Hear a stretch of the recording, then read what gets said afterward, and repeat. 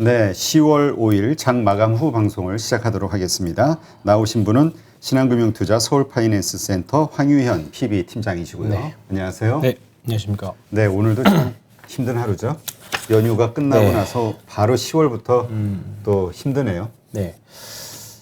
지난주 금요일 날 하고 그날 밤에 미국 시장도 잘 마감을 했잖아요. 그렇죠. 상승으로 네, 끝났죠. 상승 마감했고 그리고 이제 어제 조금 밀리기는 했지만 이게 주식을 오래 하신 분들이면 조금 느낌은 있었을 거예요. 아, 월요일 그냥 산술적으로 보면 금요일 날 올라간 거 어제 그냥 만회한 거 정도 그냥 상승분 만회했네 정도 느낌이긴 하지만 산술적으로는. 근데 이게 주식 시장 오래 하셨는 분들은 이게 감이라는 게 좀 있었을 거야. 오늘 장 쉽지 않을 것 같다라는 이제 대부분의 마음가짐으로 오늘 주식 시장을 시작을 했을 건데 생각보다 좀 많이 힘들었죠. 예, 많이 힘들었고 제가 3,000포인트를 위협하는 이제 오늘처럼 대표적인 투매 같은 그런 수급적인 변동성은 충분히 언제든지 나올 수 있다 말씀드렸는데 오늘 조금 그 뇌관이 조금 건드려졌죠. 그래서 지수도 지수지만 오늘 뭐 대부분의 뭐 종목들은 뭐 5% 이상 맞았고 그나마 좀 뭐 카지노라던가 여행 관련 주식들 그다음에 리오프닝 관련 주식들만 조금 시장 대비 상대적으로 선방 또는 뭐 몇몇 개별주 위주로 몇몇 종목 선방한 정도지 오늘은 아마 뭐 10종목 중에서 뭐 9종목 이상이 하락을 했기 때문에 뭐 오늘은 종목의 문제겠습니까? 그냥 시장이 다 쓸려서 내려온 것도 있고 실적이 아무리 좋은 주식들도 뭐 다른 담보 비율 맞추려면 어쩔 수 없이 팔아야 되는 그런 부분들도 영향도 있었기 때문에 하지만 또 막판에는 또 긍정적인 희망도 줬었거든요. 그 부분들도 차차 말씀도 드리도록 하겠습니다.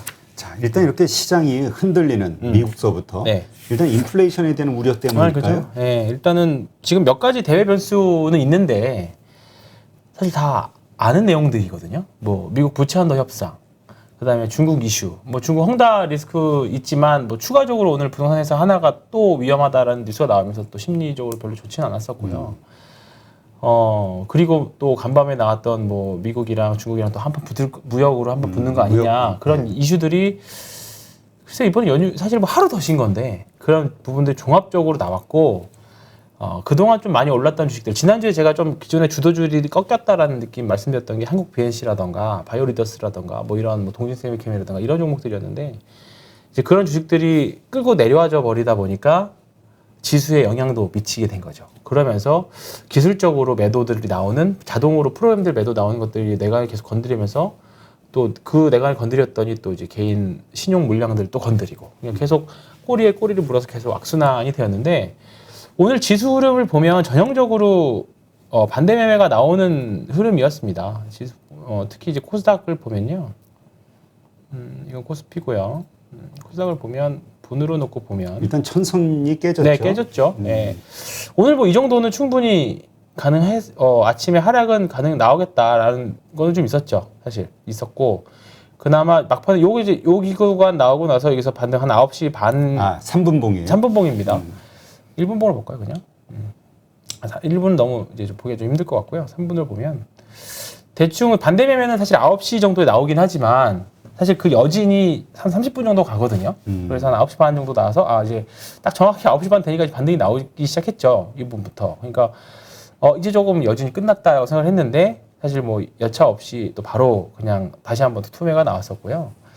그리고 나서 이제 조금 이제 좀 진정이 된 듯한 느낌이 있었지만 여기가 1시 부근입니다. 제가 기억나실지 모르겠지만 1시 부근에는 스탁론 같은 이제 비제도권에 있는 이제 신용 물량들이 청산된다고 말씀드렸었잖아요. 그런 부분들이 또 반대매에 나왔죠. 그러니까 오늘 장중에 반대매 투매가 2번 정도 나왔어요. 여기도 나왔고 여기도 나왔고 그리고 이건 지수의 흐름이고요.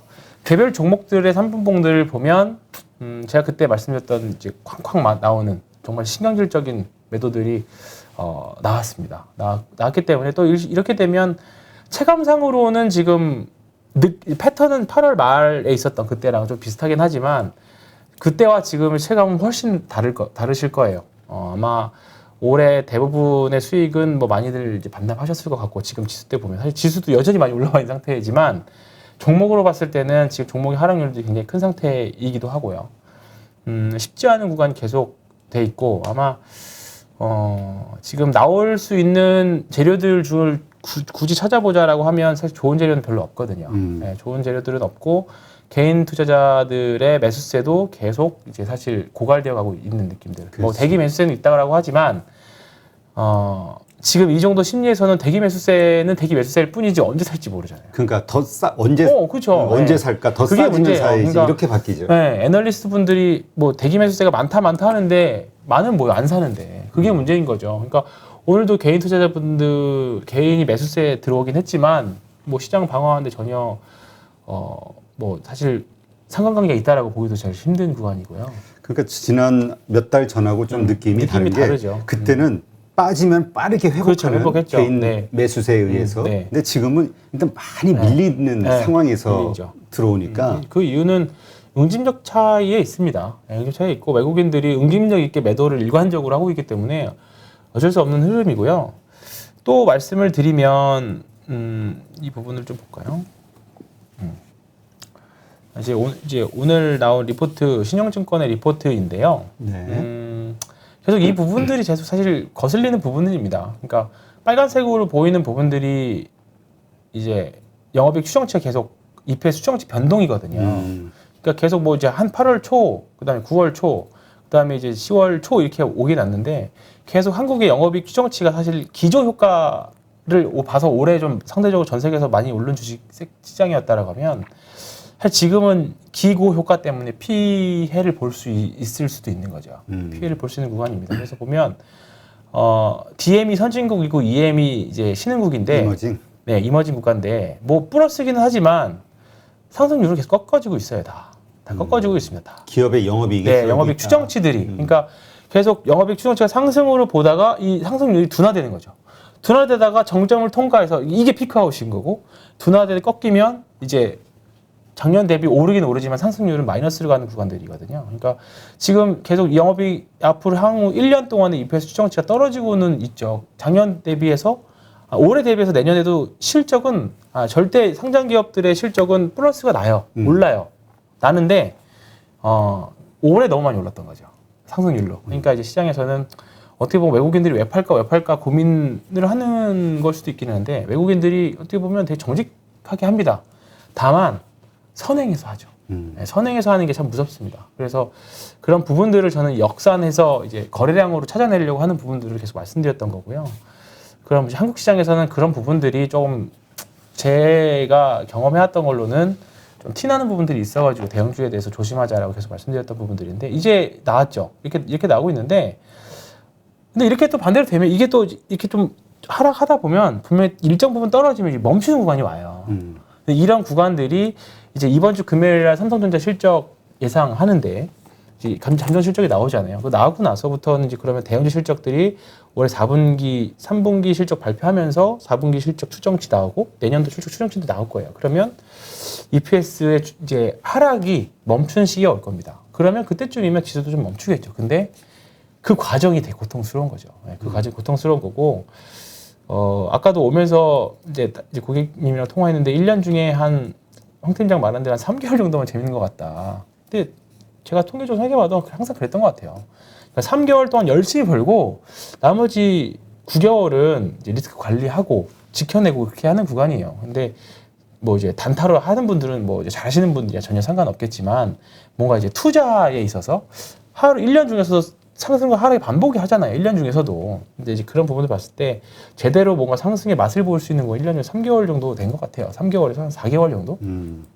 근데 올해 구간이 올해는 그래도 작년이랑 올해는 좀 약간 독특한 구간이긴 했었죠. 근데 올해도 좀 약간 계속 다행히도 섹터별로 오르고 순환매가 나왔었던 거죠. 근데 이제 그 구간에 대해서 더 이상 돈들이 다 한 번씩 돌다가 이제 다 상승 한 번씩 누렸고 내년 상승폭을 다 이 올해 영업이익 상승폭에 대해서 다 반영 어느 정도 해줬고 그러면 다음에 어디로 가야 되는데 했더니 갈 데가 없는 거죠. 그러면 좀 팔았다가 좀 다시 좀 리밸런싱 하자 하는 건데 그 부분이 대표적으로 오늘 제약바이오에서 나온 것 같아요.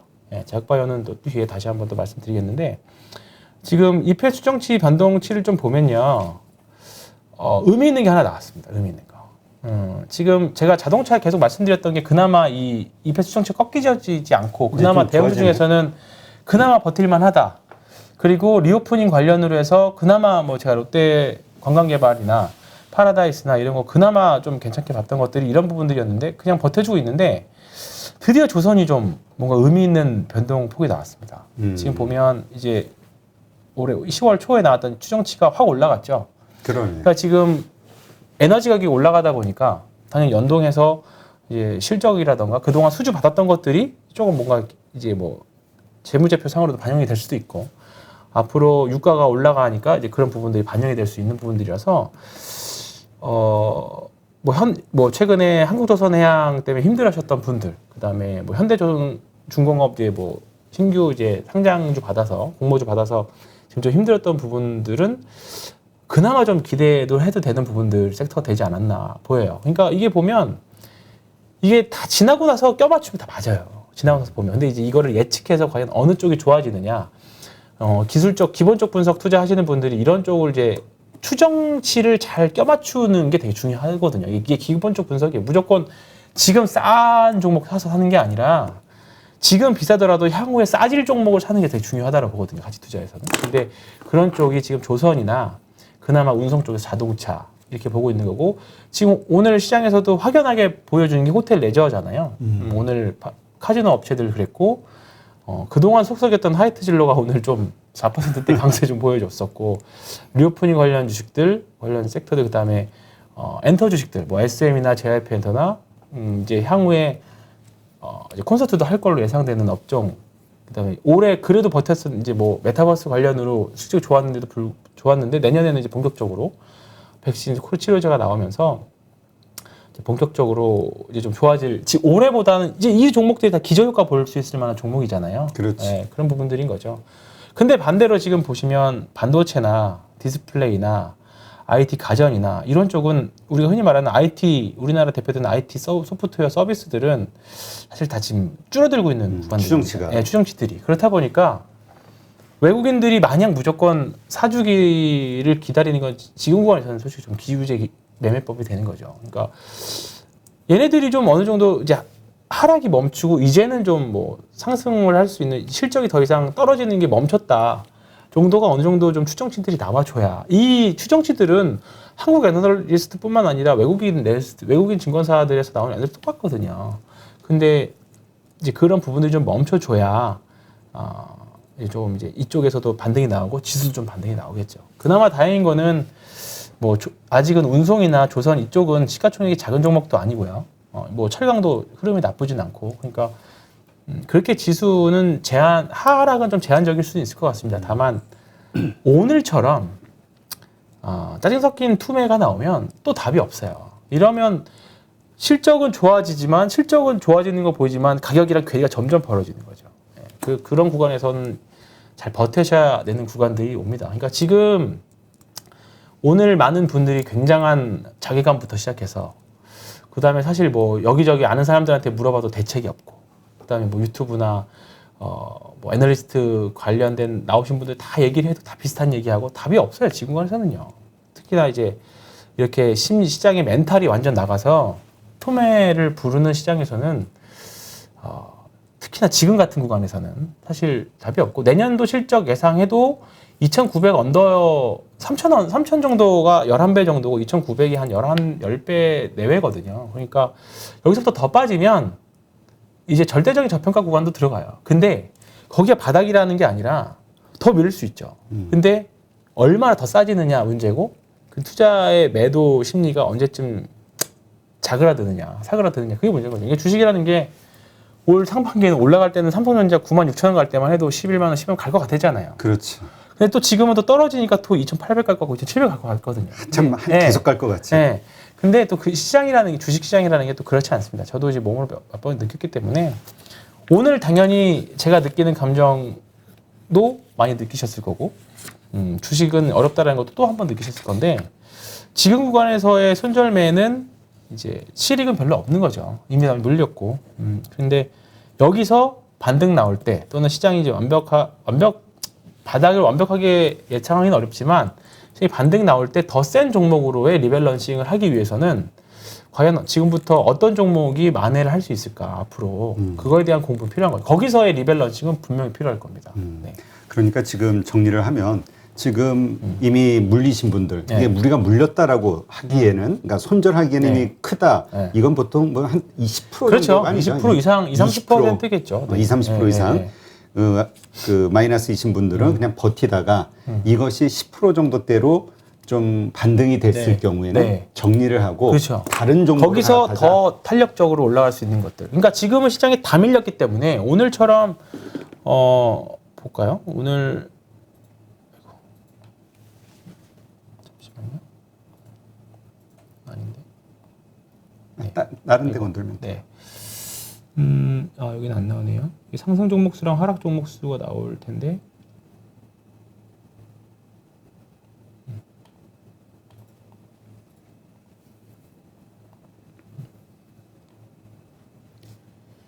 보시면 코스피는 1200개, 코스닥은 1200개 하락에 이 정도 됐고 이거 볼까요? 이거 이렇게 보니까 좀 그러네요. 잠시만요.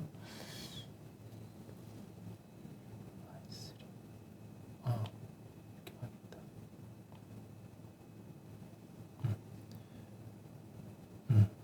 코스피는 오늘 어떻게 됐나요? 볼까요? 네, 1200개가 하락했고 저희 이렇게 코스닥도 코스피 700개, 코스닥 1200개 정도 하락했네요. 그래서 이제 올라간 거는 상한가는 하나씩밖에 없고. 그러니까 사실 오늘 뭐 한 10개 중에 9개는 하락했어요. 그러니까 오늘 뭐 사실 뭐 종목 제가 흔히 말하는 거 용가리 통뼈라는 말을 쓰는데 뭐 그런 종목 아니 이상 몇 개 빼고는 정말 개별 이슈 코로나 치료제가 나왔음에도 불구하고 관련주였던 HK 이노엔 요거 빼고는 사실 오늘 특별한 제약바이오에서 강세를 보였던 주식들이 없고요. 그거 외에는 사실 조금 쉽지 않은 날이었습니다. 종목이 상관없이. 그러니까 지금 많은 분들이 이제 불안해하는 게 이걸 것 같아요. 좋아. 오늘도 빠졌어. 근데 내일도 빠지면 어떡하지? 그 다음 날도 빠지면 어떡하지? 그러니까 다시 반등 혹은 상승의 기회를 주지 않는 그러니까 하락의 추세가 시작이 되는 거 아니야? 이게 가장 불안한 거거든요. 네, 하락의 추세 시작됐죠. 추세는 이미 시작됐죠. 이미 시작됐고요. 이제 다 여기서부터는 정말로 종목 압축 싸움일 수도 있고 또는 이제 리스크 관리 싸움일 수도 있습니다. 그러니까 이 부분을 한국 주식시장 무조건 가지로 보기에는 너무 긍정적으로 보실 필요도 없고 그렇다고 다시 뭐 2000선까지 내려간다. 뭐 그렇게까지 또 그렇게 극단적으로 보실 필요도 없어요. 없는 상황인데 물론 대외 변수가 또 어떤 대외 변수가 등장하고 어떻게 수급 활동이 어떻게 나오느냐에 따라서 또 시장 지수나 종목들이 바뀌긴 하겠지만 지금 일단 오늘 그나마 긍정적이었던 거는 환율이 그렇게 변동이 없었다는 거거든요. 1188원 오히려 환율은 오히려 떨어졌어요. 그러니까 이런 부분들이 그나마 긍정적인 요소로 확인할 수 있는 부분들이었기 때문에 오늘의 감정 잘 생각해 보시고 오늘 이 정도면 내일 아침에 분명히 또 그 호가들은 분명히 또 호가만 쫙 밀리는 그런 호가들이 나올 겁니다. 반대 매매 호가들. 그러니까 이런 게 한두 번 나오면 또 반등이 나오고 거기서 반등 나올 때 또 잘 종목들을 정리 잘 해서 향후에 좋아질 만한 종목들로 리밸런싱 하는 것들. 그러니까 지금 가장 센 놈들이 앞으로 센 놈들일 거라는 뭐 증거일 수 있겠죠. 그러니까 우리 오늘 10개 중에 9개가 빠졌는데 오늘 상승한 종목들 그렇죠. 네. 이걸로 갈아타야 된다. 그렇죠. 저는 그렇게 생각하고요. 그거는 있죠. 만약에 시장이 전체적으로 반등을 하면 오늘 올랐던 애들은 빠질 수 있어요. 왜냐하면 일시적으로 수급을 지금 양분하고 있잖아요. 지금 그렇지. 주도주들은 분명히 지금 하락장에서의 수급이 쏠렸던 종목이에요. 그러면 오늘 하락했던 애들이 급반등이 나오면 걔네들을 팔아서 이쪽으로 올 거예요. 단기 관점으로는요. 스마트머니들은. 그러면 거기서 그런 관점을 좀 조심을 해야 되기 때문에 지금 오늘 올라간 종목들도 정리하면서 무조건적으로 가는 게 아니라 관심 종목은 둬야 되지만 그런 쪽에서는 오히려 좀 트레이딩을 해야 되는 것들이고 오히려 지금 오늘은 올랐던 애들은 중에서는 내일 한 번 더 오르면 팔아야 되는 거 아닌가 그런 생각이 있죠. 네, 그렇게 될 확률이 높죠. 오늘 당일 주도주 센 놈들을 보면요. 제가 검색식을 하나 만들어 왔는데 여기 오늘 시장 대비 강한 종목들이었습니다. 아까 말씀드렸던 HK 이노엔이 있었고요. 그다음에 위메이드도 오늘 계속 가는 주식 계속 가죠. 결국은. 그러니까 지금 싸다고 해서 들어갔던 종목들은 반등 나오지 않고 오히려 손절매들이 더 나오고 올라가는 종목들은 추세적으로 더 강하게 가는 종목들이 나오는 거죠. 물론 이제 고점에서 대량 거래가 나오고 하는 종목들은 뭐 오늘 한국 BH 같은 것들은 지난주에 이제 고점 신호에 대한 것들을 말씀드렸는데 그런 것들이고 뭐 이런 것들 보면 대주전자 재료도 그렇고 SM도 이렇게 신고가를 가버리죠. 네, 이런 것 종목들도 있고요. 그다음에 신풍제약 이거는 좀 다른 예외고 그리고 또 LX 인터내셔널도 아까 보면 상사 업종도 상승하는 종목 중에 하나였거든요. 볼까요? 상사가 상사도 상사도 여기 소액이지만 상대적으로 좀 강한 모습을 보여준 추정치들이 올라가는 종목 섹터잖아요. 그러니까 그리고 있고요. 그다음에 이것도 가는 놈들이 가는 주식이고 일진 머티리얼즈, 롯데관광개발도 제가 이 구간에서 해볼만 하지 않을까. 중국인 관광 대상으로. 근데 사실 실제로 오는 거 없잖아요. 근데 파라다이스도 마찬가지예요. 파라다이스도 보면 지금 뭐 업황 자체 쉽지 않거든요. 파라다이스도. 파라다이스, 롯데관광개발, 그다음에 뭐 오늘 조금 그나마 좀 셌던 하이트진로 이런 것들도 지금 당장 뭔가 바뀌는 거 하나도 없어요. 어제 지난주 금요일이랑 오늘이랑 영업장이 뭐 크게 바뀌었을 것 같아요. 뭐 당장 뭐 거리두기 완화가 돼서 풀린 것도 아니잖아요. 근데 이미 주식들은 먼저 움직이기 선반영되는 경향이 굉장히 강하기 때문에 이런 쪽에서 먼저 시장의 수급들이 먼저 스마트 머니들이 움직이기 시작했던 거죠.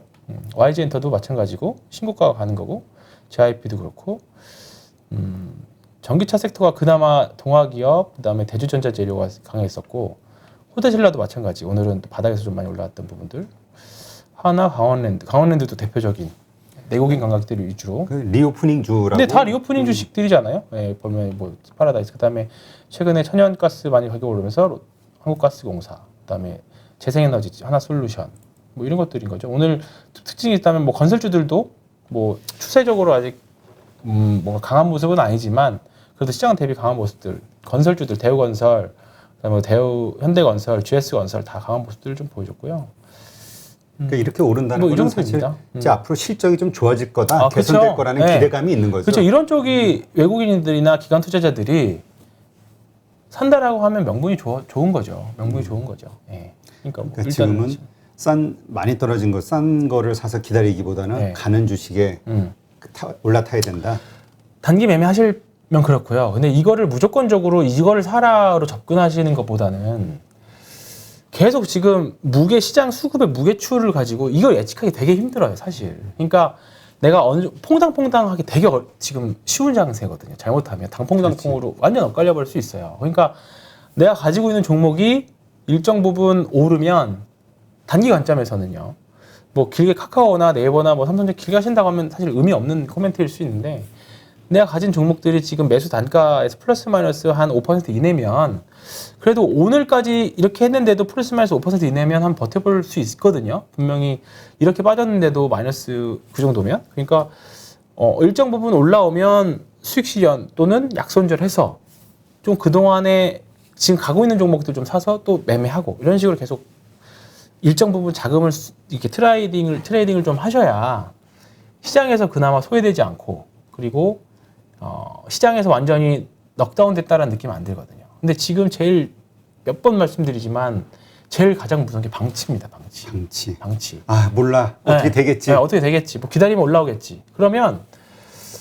그리고 나서 주시장 한동안 안 봐버리고 그러면 그동안의 시장 흐름이 시장의 색깔이 어떻게 바뀌었는지도 다 놓쳐버려요.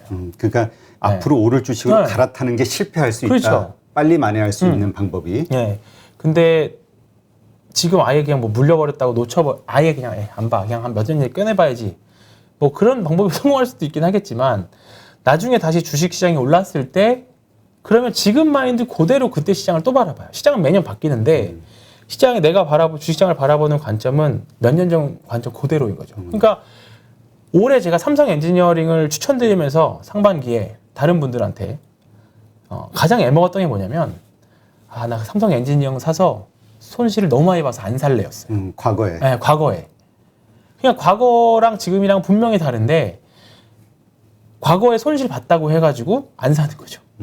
분명히 업황도 바뀌고 회사도 바뀌었는데 그런 부분들을 제가 경계하는 거죠. 그래서 지금 하락했다 해서 방치할 게 아니라 사실 뭐 삼성전자나 하이닉스나 현대기아 뭐 이런 대형주들은 그냥 뭐 그렇지만 그냥 큰 사업 흐름을 사실 뭐 누구나 다 알고 있는 거고 뭐 계속 뭐 언론에서 나오고 하니까 그런데 뭐 약간 뭐 중소형 중형주나 개별주들을 가지고 계신 분들이면 지금 방치하는 거를 가장 경계해야 된다. 그 말씀 좀 드리고 오히려 싶습니다. 언제 반등할까 고민을 지켜보고 네. 반등해서 매도하면 무엇을 사야 될까 할지를 계속 탐색은 고민하고. 해야죠. 예.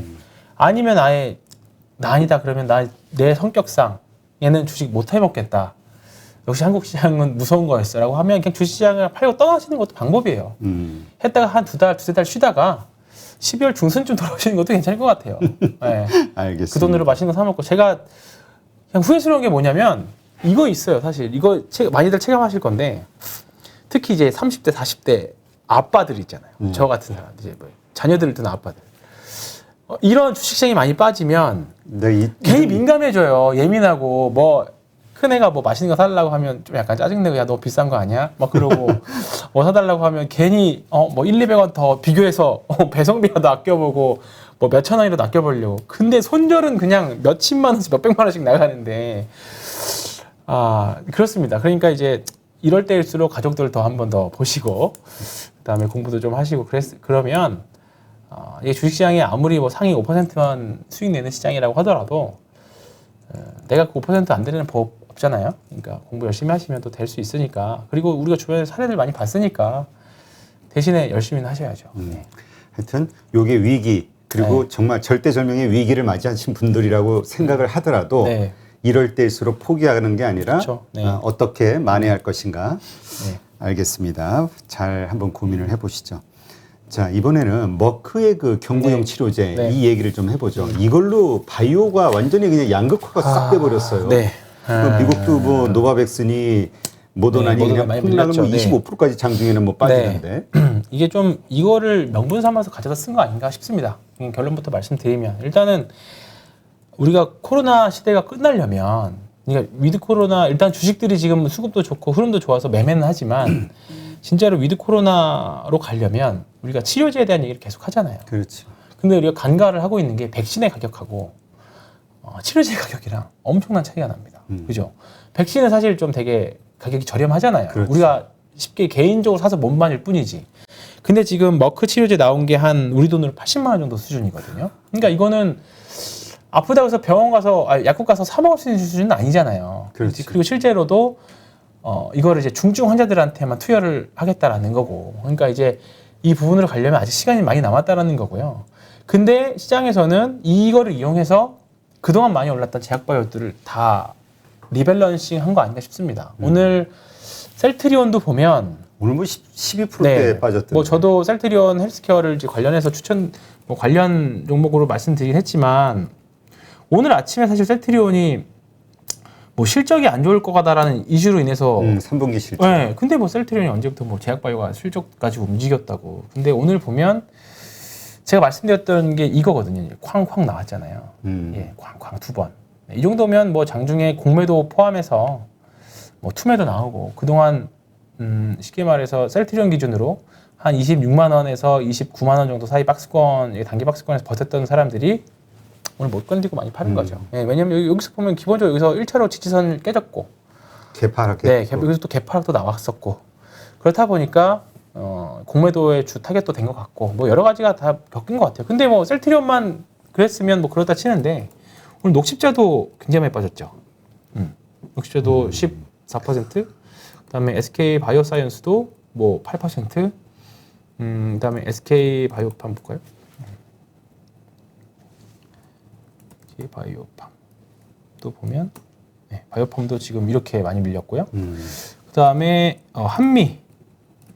한미약품도 보면 뭐 전혀 상관없었는데 얘도 뭐 그냥 이렇게 많이 그렇지. 밀죠. 네, 근데 보면 거래량이 말려 있어요, 다. 셀트리온은 투매가 나왔고 한미약품 이런 것들은 뭐 거래량이 완전 말려져 있고. 그러니까 이런 종목들은 그냥 가만히 있다가 얻어맞은 꼴이 됐죠. 그러면 이런 거. 그러니까 같이 하락은 했어도 여기는 이제 거래량이 없잖아요. 없죠, 네. 근데 헬스케어 같은 그렇고, 경우는 네. 실리면서 됐죠. 실리면서 네. 이 해석을 어떻게 해야 돼요?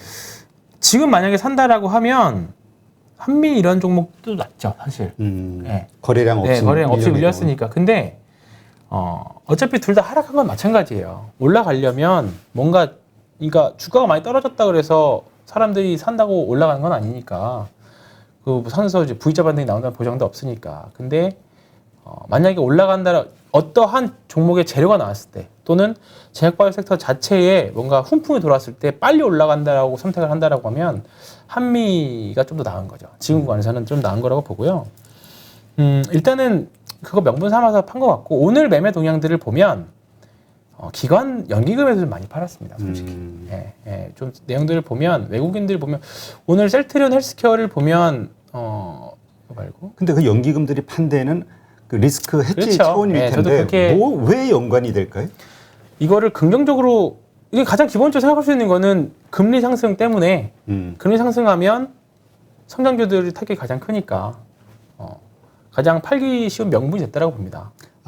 이 머크의 경구용 치료제 때문이 아니라 뭐 일각에서 여러 가지죠. 그것도 좀 이유로 넣긴 하던데. 네, 그거 넣기도 하고 오늘 보면 셀트리온 헬스케어 셀트리온 시리즈뿐만 아니라 대부분 종목에서 연기금들이 매도를 많이 했고요.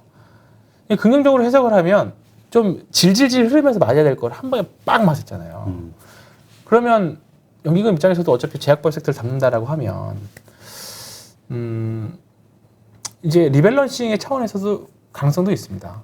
차라리 오히려 오늘 뭐 최근 앞으로 좀 며칠 좀 쉽지는 않겠지만 누군가 신규 진입하는 지금 신규 진입해서 놀리면 되게 짜증나겠죠. 누군가는 제약바이오 나 이 가격에 샀다라고 하면. 근데 현금을 갖고 있었던 사람들한테는 굉장히 좀 매수 기회가 될 수 있겠죠. 사실 지금 관에서는 오히려 지금 뭐 한미약품이 좀 더 낫다고 말씀드렸지만 셀트리온을 보면 지금 이 정도 구간에서 이 정도 투매면 신규 진입을 해도 전혀 이제부터 분할 매수를 접근하면 바닥을 맞출 수 없으니까 분할 매수 접근하면 전혀 부담 없는 가격이 됐습니다. 주봉상으로 봐도 다시 내려왔고 항상 셀트리온을 보면 상승과 하락을 반복했잖아요. 근데 이제 거의 이제 시세 초입 구간까지 또 내려왔기 때문에 그리고 이제 이거를 좀 보시면 바이오 업종 지수인데요. 이 보면 우리가 2013년, 14년도에 한번 큰 상승이 있었고요. 그때가 뭐였냐면 볼게요.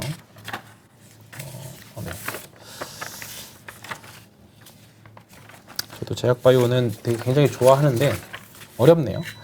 14년, 15년도에 그때 한미약품 저도 기억이 나네요. 그때 한미약품 사노피의 라이센스 아웃이 정말로 이제 2000년대는 뭔가 그 뭐 줄기세포 이슈도 있고 그때는 약간 진짜 기술력이 있는 거야 없는 거야 하다가 2010년 넘어가면서부터 우리나라 제약사들이 슬슬 라이센스를 하기 시작합니다. 일단은 나중에 잘못된 것도 있지만 근데 이제 그런 부분들이 시장에 반영이 되면서 주가 급등기가 한번 1차로 있었고 그리고 나서 셀트리온이 이제 뭔가 시장을 이끌고 가는 2차 대시세가 있었죠. 이때 한번 셀트리온부터 시작해서 신약 개발들 그리고 나서 한번 2017년까지 쭉 올라갔다가 2018년 상반기까지 고생하고 지금 2년 동안 약세하다가 그때하고 지금 작년의 상승은 좀 다르죠, 결이. 그때는 약간 신약 쪽이라던가 의약품이었다라고 하면 작년에 사실 코로나 관련 주식들이었잖아요. 대표적으로. 그러니까 코로나 치료 백신 관련 주식들 사실 이게 실제로 진짜 인지 아닌지 모르지만 그다음에 진단키트 관련 주식 이거는 좀 실제로 뭐 성과도 냈었으니까 그런 관련주를 해서 큰 틀에서 제약바이오 섹터로 이제 헬스케어 섹터를 묶였을 때 지금 일단은 1차 상승이 나고 2차 상승이 나왔고 최근까지 본다라고 하면 3차 상승기까지 나왔습니다. 그러면 지금 이제 이번에 하락 이제 오늘까지 하면 굉장히 좀 어려운 시기를 지나고 있거든요. 근데 지금 이 국면이 마무리가 되면 분명히 또 뭔가 명분이 있겠죠. 그러니까 그게 이제 어느 부분일 거냐. 바이오 중에. 있겠죠, 당연히. 그러면 분명히 어떤 한 제약바 섹터가 트리거가 하나 돼줘야 돼요. 그러려면 우리나라 이제 그때 막 2000년, 10년부터 14년 그때 막 제약 쪽 말고 진짜 신약 개발한 쪽이 그때 막 임상 라이센스 아웃하고 이거 만들면 큰 돈을 벌 거다, 뭐 PR을 몇 배를 줘도 된다 그런 종목들이 실제로 제약화 약이 돼서 실제로 좀 뭔가 진짜 팔리기 시작하는 때가 올 거란 말이죠. 그게 언젠지 몰라요, 저도.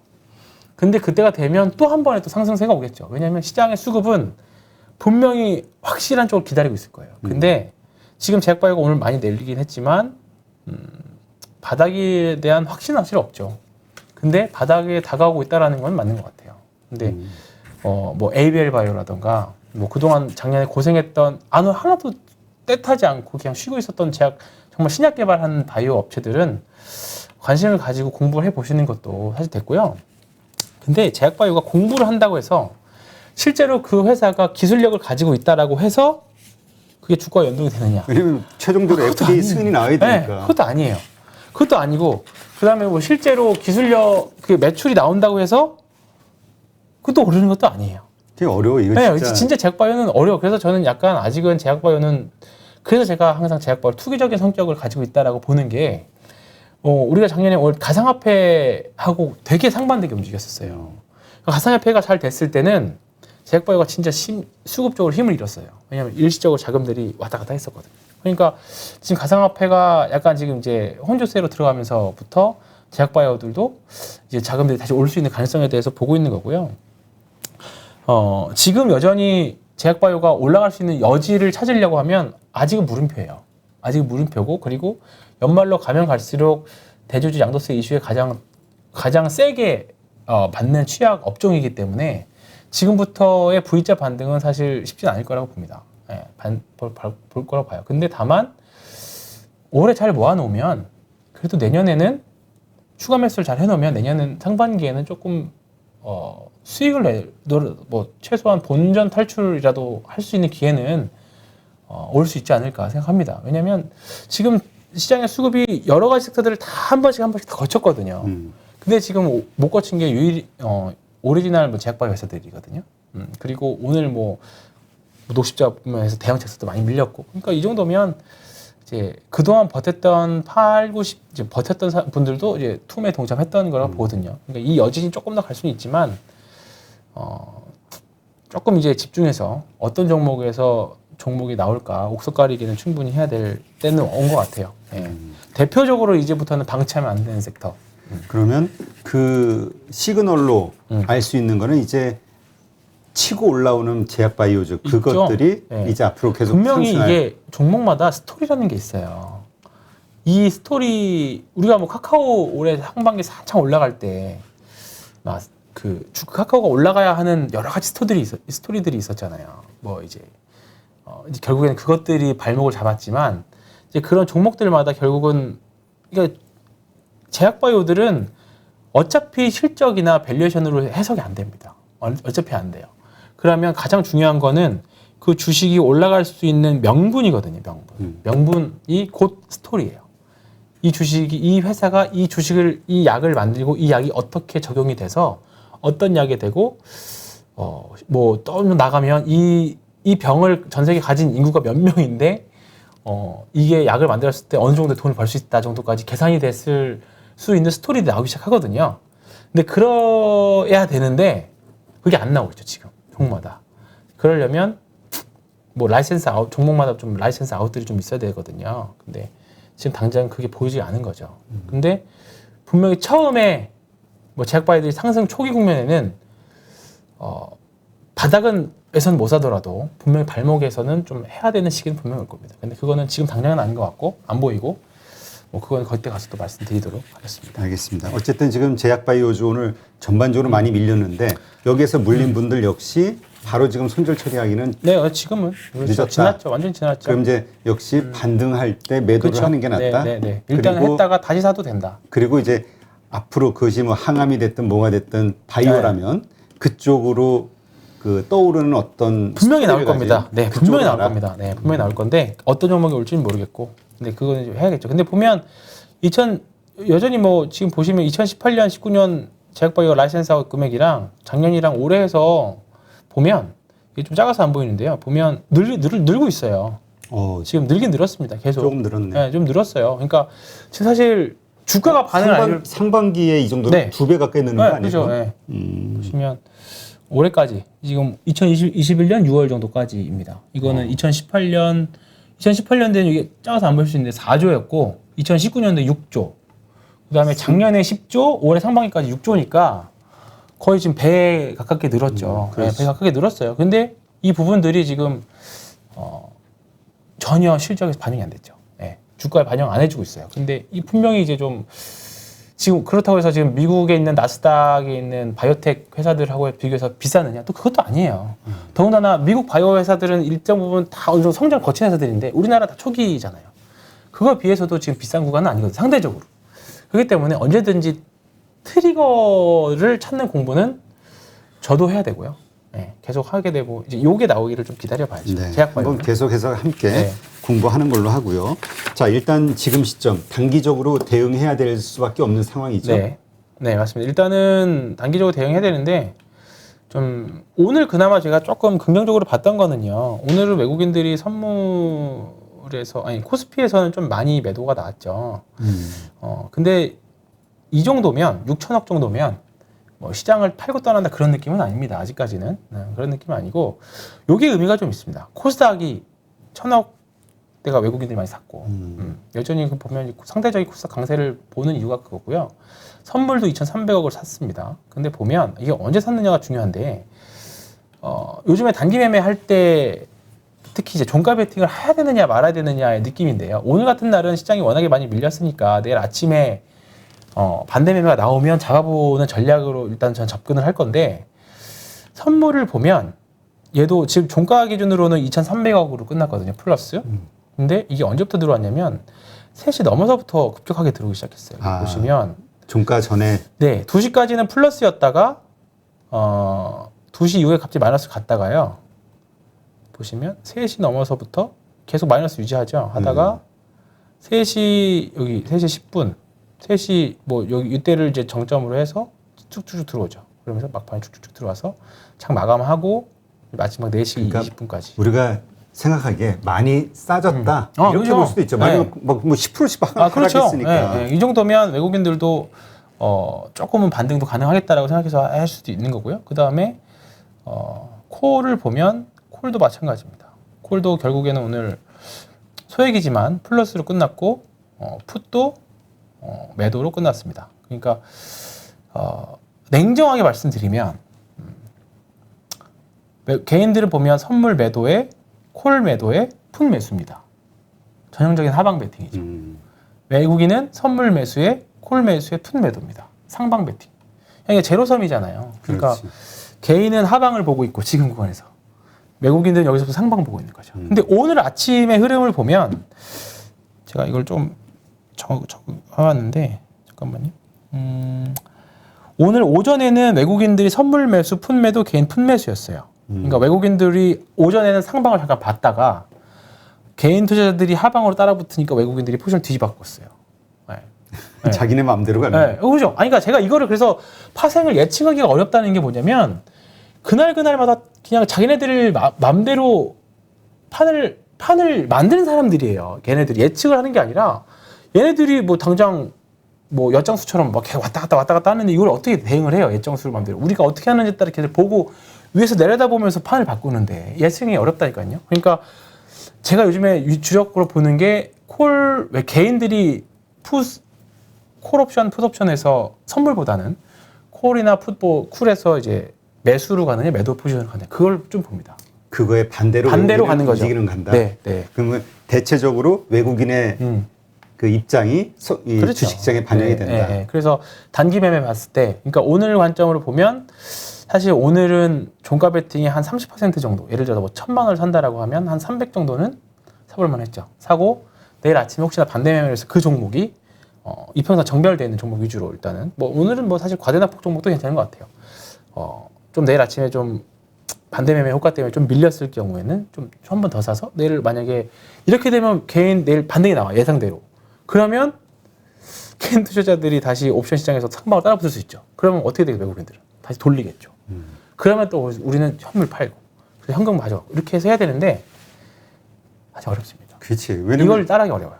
네. 우리가 운전을 할 때도 앞차 그대로 따라가는 거 그러다 사고 나기 그렇죠. 되게 힘들잖아요. 쉽거든. 그러니까 지금은 외국인이라는 운전수의 운전이 굉장히 거칩니다. 네, 이것만 생각해 보시면 돼요. 외국인 운전수가 극단적으로 좌회전을 하면 우리 몸 어느 쪽으로 가요? 오른쪽으로 가잖아요. 그렇지. 네, 이제 그런 생각으로 가지고 지금 그런 시장을 봐야 되는데 일단은 큰 틀에서는 일단은 외국인들 사지 않는다. 일단 살 이유도 없다. 그나마 긍정적으로 봐줄 거는 환율 정도. 그나마 오늘 환율과 외국인들의 파생 포지션 봤을 때는 내일 한번 조금 비중을 줄일 수 있는 기회가 오지 않을까? 그러니까 반등할 수 있다. 네, 반등 좀 있지 않을까 좀 생각이 드는 거고 만약에 온다고 하더라도 그 폭이 뭐 V자로 나오겠습니까? 지금 당장. 쉽지 않을 거고 아마 내일 반등 나오면 개인 투자자분들도 다 팔기 바쁘실 거예요, 사실. 근데 아까 우리가 이제 했던 이야기가 반등 나오면 좀 정리하자. 그러나 네. 예를 들어서 내가 지금 30% 마이너스예요. 25% 예를 들어서. 근데 내일 한 5% 반등 나왔다고 해서 팔 수가 없는 거잖아요. 없죠. 그러니까 우리가 아까 얘기했던 처음에 반등이 나왔을 때 팔자라는 거는 적어도 10% 정도로 손실이 줄어들었을 네. 무렵 이렇게 이해를 하면 돼요. 물론 쉽지 않지만 그래서 마법의 매매법이 있죠. 분할 매도. 분할 매도. 방법이 없어요. 이거 어떻게 뭐 종목마다 상황도 다르고 한데 그렇지. 총 잔고 보면서 정리하시거나 예를 들어서 오늘 내가 1억을 투자했는데 오늘 잔고 6천만 원이에요. 근데 내일 7천만 원이 됐어요. 예를 들어서.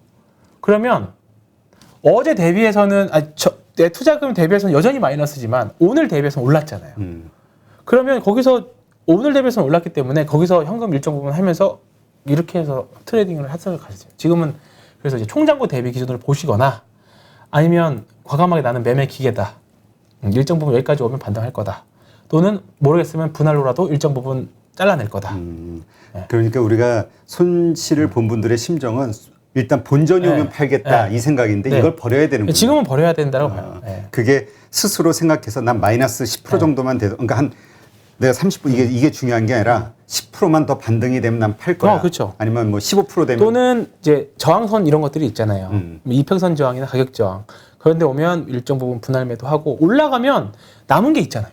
남은 거 가지고 마음 멘탈에 위안 삼으시면 돼요. 만약에 근데 거기서 내가 저항에 일정 부분 팔고 우리가 못 파는 이유는 그게 저항에 닿으면 분명히 이제 막 윗꼬리도 달리고 그래요. 거기서 팔고 분명히 머릿속으로는 여기서 팔고 내려갈 것 같은데 팔아야 될 것 같은데 하는데 여기서 팔고 올라가 버리면 안 팔기 잘했어가 되는데 그렇지. 근데 이게 간혹 성공은 해요. 근데 계좌를 망치는 거는 팔고 툭 떨어지는 그 종목에서 나오거든요. 그러니까 이런 데서 현금이 있으면 또 기회는 분명히 있고 예를 들어서 뭐 손실 금액이 한 20% 이내로만 들어오면 전체 창고이면 또 언제든지 또 만회할 수 있는 게 또 옵니다. 그러니까 너무 지금 시장 뭐 나만 어려운 것도 아니고 뭐 종목이 내가 가진 종목만 힘든 것도 아니거든요. 지금 모든 종목이 힘든 시기거든요. 그러니까 일정 부분 트레이딩 하실 거는 또 하시면서 뭐 카카오 뭐 한 10년, 뭐 3년, 뭐 10년, 20년 이렇게 보시려고 투자하신 분들도 많잖아요. 근데 뭐 지금 이거 빠졌다고 사실 걱정하시면 장기 투자를 앞으로 하시려면 이거보다 더 큰 일이 올 텐데 그러니까 그렇게 편안하게 생각하시고 주식시장을 보시면 좋겠고 네. 간단하게 이제 옵션 시장에서 좀 보시면 단기 매매 하실 때 좀 참고하셔서 보시면 좋을 것 같습니다. 네, 알겠습니다. 그러니까 하여튼 장기 투자를 염두에 두고 그거에 적합한 종목을 사신 분은 네. 그냥 잊고 지나가면 그쵸? 되는 네, 거고 네. 그러지 않은 분들은 이런 식으로 단기 리스크 그쵸? 관리를 네, 하셔야죠. 해나가시면 되겠네요. 확실한 건 지금 현금 있으면 편하긴 합니다. 네, 그렇죠. 편하긴 합니다. 앞이 또 어떻게 될지 불확실하니까. 네. 알겠습니다. 하여튼 쉽지 않은 장이지만 또 우리가 사실 한 2주 전만 해도 이럴 거라고는 전혀 생각도 못했잖아요. 네. 그러니까 이렇게 확 달라지는 것처럼 이건 이제 물론 뭐 인플레이션이라든가 중국에 대한 이러저러한 것들이 갑자기 튀어나오면서 생긴 문제이긴 하지만 또 어떤 일로 또 갑자기 반전될 수도 있고. 그렇죠. 그럼요. 예. 갑자기 뭐 우리나라 주식 특징은 뭐 갑자기 2~3% 급등도 언제든지 나올 수 있으니까. 그래요. 하여튼 그러나 너무 낙관하지는 말고 이게 단기 리스크. 너무 낙관하실 것도 없고 너무 비관하실 것도 없습니다. 알겠습니다. 네, 하여튼 뭐 힘든 시장이지만 뭐 이런 게 주식 시장이니까 네. 이걸 어떻게 하나씩 극복해 나가는지 멘탈 붕괴되지 마시고요. 원래 이게 한국 시장입니다. 네. 이게 원래 망하는 시장이야가 아니라 원래 한국 주식시장이 이랬다고 다들 얘기하더라고요. 네. 작년이 좀 유독 특이했던. 그러니까 이런 시장에서 돈을 벌어야 되니까 이런 리스크 관리도 잘하고 또 이 이후에 다가오는 또 반전의 기회도 어떻게 잡을 것인지 계속 고민해 나가는 시간을 만드시죠. 네, 오늘 수고 많았습니다. 네, 오늘 하루도 고생하셨습니다.